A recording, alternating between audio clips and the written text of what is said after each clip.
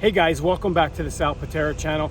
And today my feelings are a little mixed about losing some of our cruise ports as well as having some future cruises canceled while we're on board the Carnival Horizon, and I'll be back to talk about it right after this.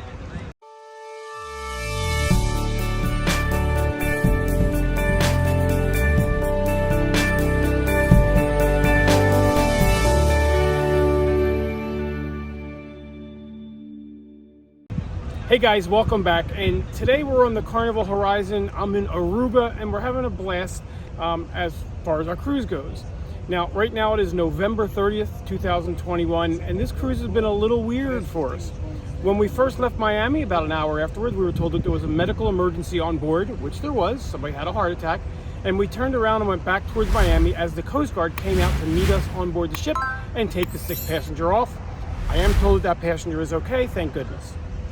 Then, about an hour later, we were told by the captain that due to having to turn back, we were going to be late in our arrival by about 2.5 hours this morning, which was fine. I believe they extended our time to get back on the ship a little bit. I'm not really sure because I don't remember what our time to be back was to begin with, to be honest with you.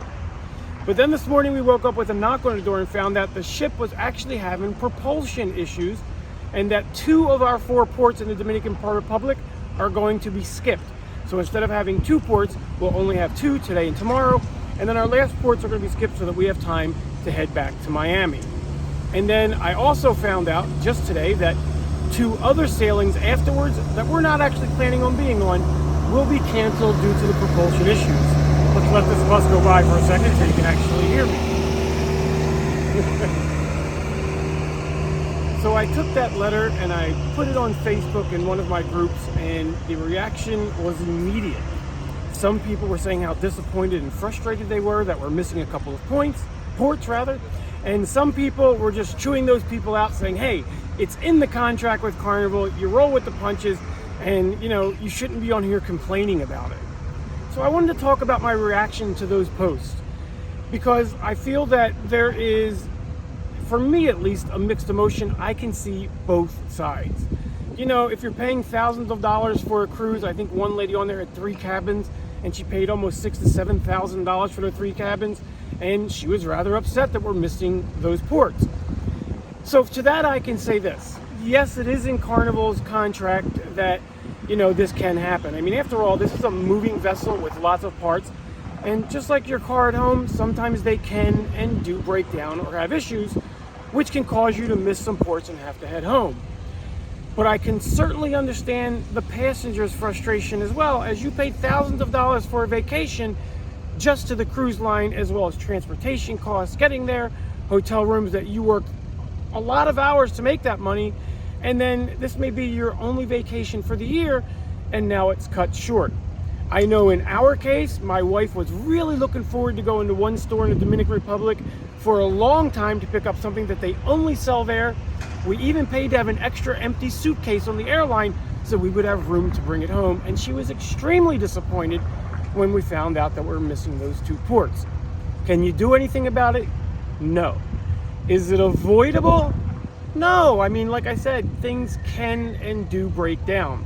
So while it's certainly okay to be frustrated and disappointed and quite frankly mad, because I should go back and say that what Carnival issued was a $100 per person onboard credit for missing those ports and a 25% discount for a future cruise. And a lot of people didn't feel that was proper compensation for a cruise where you're literally going to miss 2 of the 4 ports that you paid to go to. And people just don't think that that was appropriate. And like I said, some people are outright angry. So I can get that frustration. I can understand being angry. Personally, I do feel the compensation was a little light, but you can certainly take that up with the cruise line after your cruise. On board, I think you should roll with the punches. I mean, you're here, you're on vacation. Why not make the best of it instead of being totally outraged and disappointed that you're missing those ports? I mean, you did pay a lot of money to be here, so try to enjoy it the best you can. But the point of this video wasn't even really about, whether you should be upset or not upset. Like I said, I can see both sides. The real point of this is that it's okay to vent your frustration on Facebook or in your Facebook groups. And like I said, there's two sides. Everybody sees it a little bit differently. But, you know, try to see the other person's side, and let's just be nice to each other. There's no reason to chew people out on Facebook just because you have two different points of view. This was unfortunately unavoidable by the cruise line. You know, the ship broke down. We're all hoping we get back to Miami in time. And if we don't, that could be another issue that people might be upset about.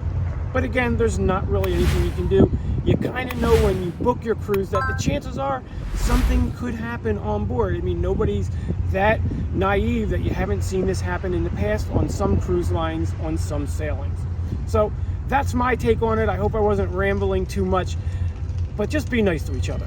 And I'll see you guys on the next video.